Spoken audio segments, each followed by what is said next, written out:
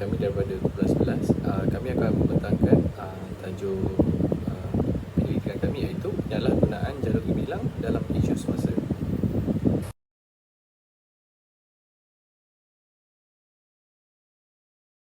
Di dalam tajuk kami terbagi kepada 7 bahagian. Yang pertama, pengenalan.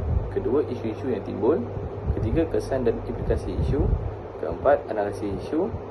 Kelima, kepentingan dan pendidikan. Keenam, cadangan dan penyelesaian. Yang terakhir sekali adalah kesimpulan. Bagi 1.0 pengenalan kami, jalur gemilang ialah simbol kedaulatan, identiti dan maruah negara Malaysia.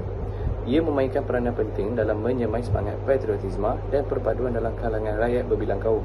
Namun beberapa insiden baru-baru ini seperti kes bendera terbalik pada JC Lee Zijia dan kesilapan reka bentuk oleh Kementerian Pendidikan Malaysia telah mencetuskan kontroversi serta menimbulkan persoalan tentang kepekaan masyarakat terhadap simbol negara.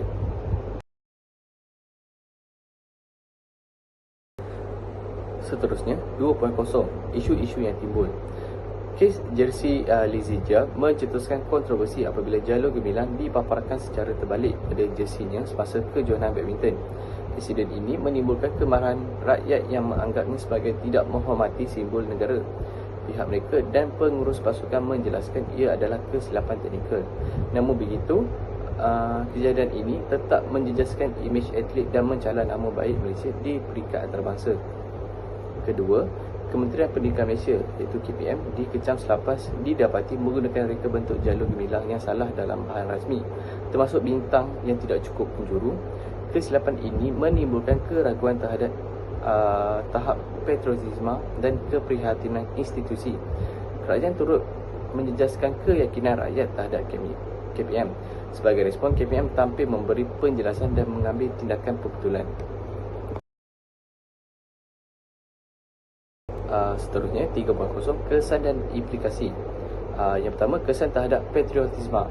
Yang pertama, rakyat jadi kurang sensitif terhadap simbol negara. Seterusnya, persepsi bahawa simbol kebangsaan tidak dihargai dan kemerosotan semangat nasionalisme dalam kalangan generasi muda. Seterusnya, imej negara dan ketegangan sosial. Negara luar melihat Malaysia sebagai tidak menghormati simbol sendiri dan boleh mewujudkan perpecahan persepsi antara kaum. Seterusnya, menimbulkan konflik sosial jika dibiarkan tanpa penjelasan yang tuntas.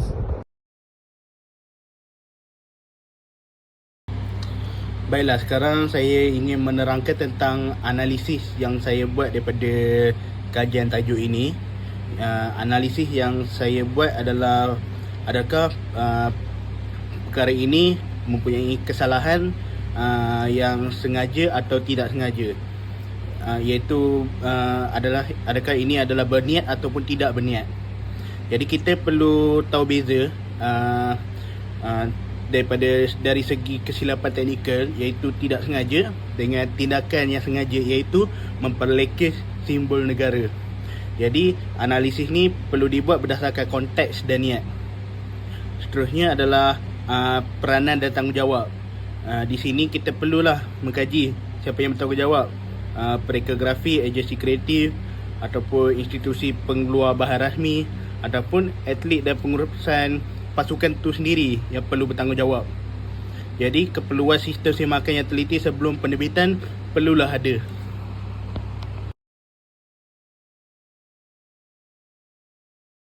Seterusnya adalah kepentingan pendidikan. Di sini dari pandangan saya lah, pendidikan sivik dan patriotisme ni sangat penting untuk semua rakyat Malaysia, kerana kita perlulah menerap nilai cinta negara dari peringkat awal lagi, iaitu peringkat sekolah dan masyarakat. Seterusnya adalah kita perlulah memupuk penghayatan terhadap lambang negara melalui yang pertama, kokurikulum pendidikan. Yang kedua, program kesedaran. Yang ketiga, aktiviti kokurikulum patriotik.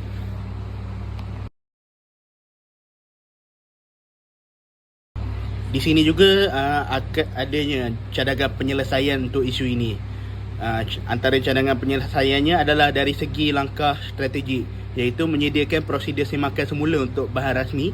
Yang kedua adalah kawalan kualiti grafik dalam semua peringkat penghasilan. Yang ketiga adalah pematuhan kepada garis panduan penggunaan jalur gemilang itu sendiri.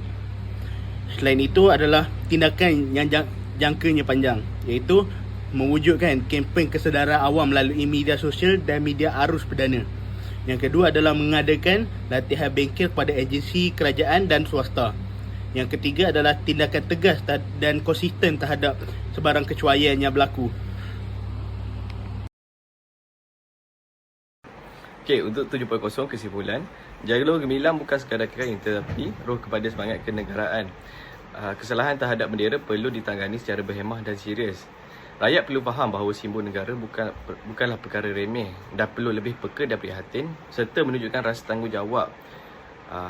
Rakyat perlu bersama untuk menjaga maruah jalur gemilang demi nama Malaysia. Itu sahaja daripada kumpulan kami. Sekian, terima kasih.